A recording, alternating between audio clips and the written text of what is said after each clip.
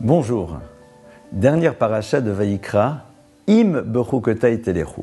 Si vous bechukotai dans mes statuts, c'est-à-dire mes lois incompréhensibles, telechu, vous marchez et vous gardez mes mitzvot et que vous les fassiez, alors toutes les bénédictions vont arriver.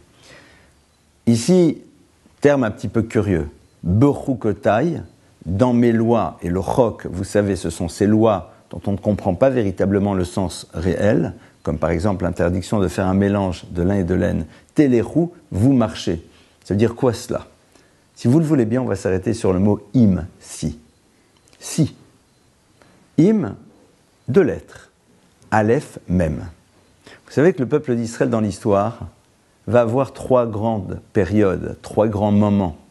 Tout d'abord, la première délivrance, celle de la sortie d'Égypte. Et puis après, l'histoire avance, mais à un moment, il va y avoir une tentative de génocide du peuple juif, rappelons-nous. C'est la fameuse histoire de Pourim, le moment dans lequel Haman et Achashverosh décident de supprimer, de détruire définitivement le peuple d'Israël physiquement. Et puis, délivrance. Et puis par la suite, l'histoire continue, et nous attendons la délivrance finale, qui est celle du Mashiach, qui est celle du Messie.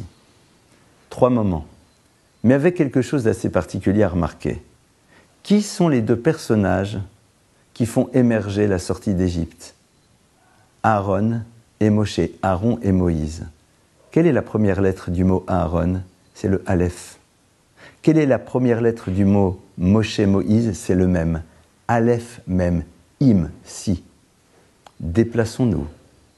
Pourim. Tentative d'extermination, délivrance. Qui sont les deux personnages qui permettent cette délivrance? Une femme, Esther. Première lettre du mot Esther, Aleph.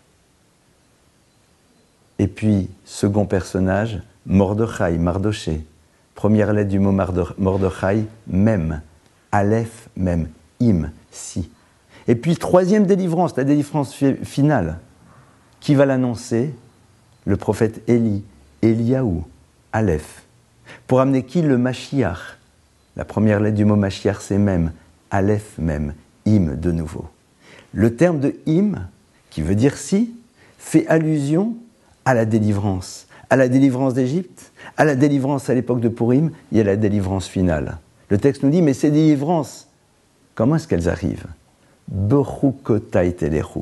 Si vous êtes capable d'avancer dans la vie avec le concept du chok, c'est-à-dire de quelque chose qui ne sera pas toujours totalement compréhensible.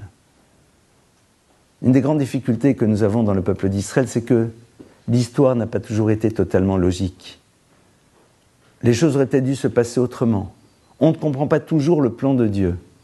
Mais malgré tout, nous continuons à avancer. C'est cette force extraordinaire qui fait aboutir l'histoire. C'est-à-dire, lorsque nous nous désinscrivons de la logique et de la rationalité, pour accepter qu'il y a quelque chose qui nous dépasse, à ce moment-là, nous amenons cette délivrance. Im bechukotai telechu.